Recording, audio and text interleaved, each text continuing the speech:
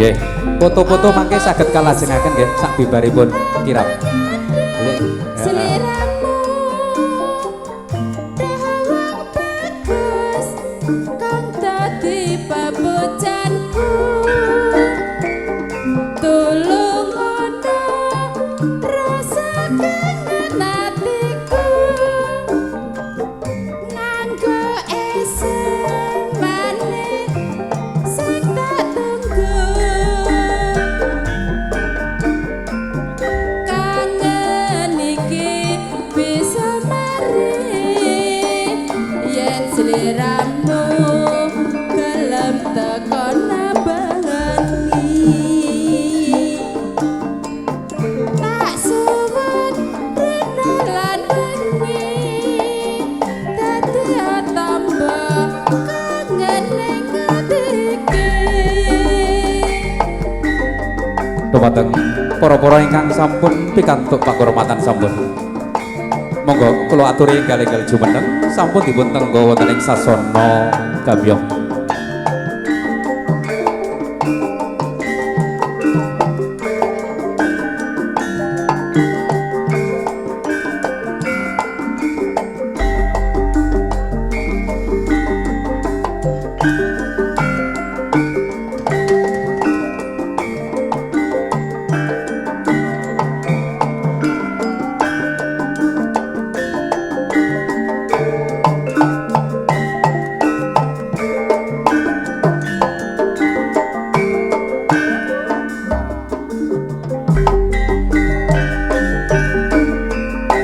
Wes dadi anteping ati nganti kapan mung tansah tak anteni aku wis kebacut tresno ya mung sliramu sing katon ana mata yen bengi ra bisa turu bayanganmu wis nggodha pikiranku kok kaya ngene rasane mung tansah kangen pengen weruh dheweke apa bisa aku nyanding sliramu dawang bagus kang dadi pabojanku tulung ana rasa kangen atiku nganggo esen maneh sing tak tunggu kangen iki bisa mari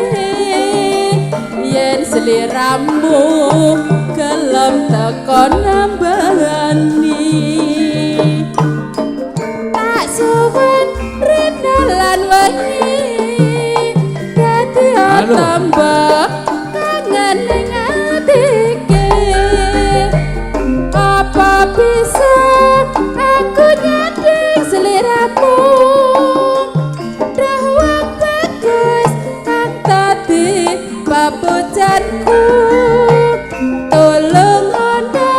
rasa kangen atiku nganggo esen maneh sing tak tunggu kangen iki bisa mari yen sliramu gelem tekan nambani tak suwun rena lan wengi dadi tambah kangen ning atike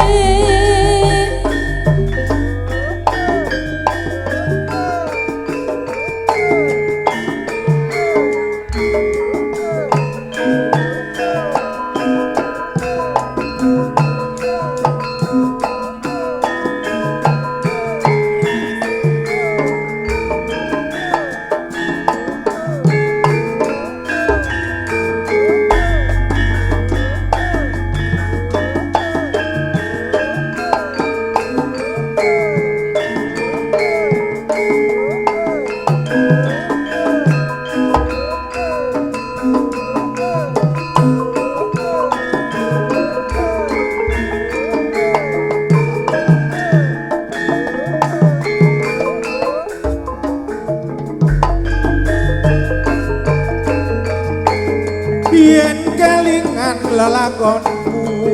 jamane nalika ing pamulangan aku duwe kanca putri grapya ayu lahir lan batine sering dolan neng omahku berlune mung sinau bebarengan suwe-suwe aku tresno mergo kelingan ireng manise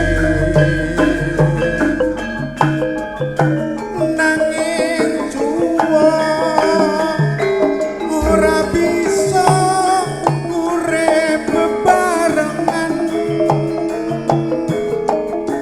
senajan aku wis sumpah tetep tresno lair batin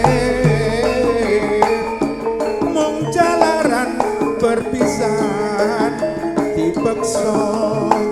omah-omah wong tuane tresnaku tan bisa ilang mergo kelingan ireng manise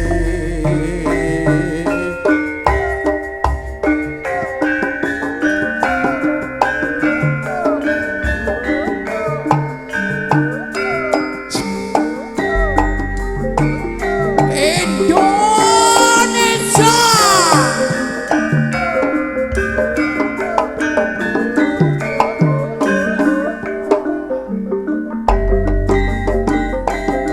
yen tak pikir jane lumrah wae ngodene lah kok gorehake